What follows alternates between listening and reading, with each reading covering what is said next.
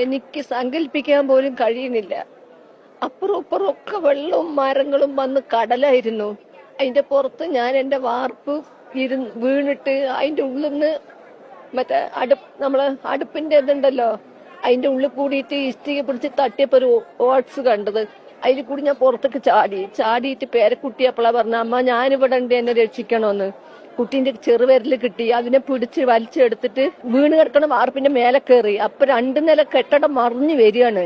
ഇവരിന് രണ്ടാളിനെയും കൂടി പിടിച്ചിട്ട് ഞങ്ങള് നീന്തി ഈ കുട്ടിനെയും ഒരു വയ്യാത്ത അമ്മനെയും ഒക്കെ പിടിച്ച് കയറ്റി അതിന്റെ മേലേക്ക് പോയി പട്ടത് വലിയൊരു കൊമ്പന്റെ അടുത്താ ആന.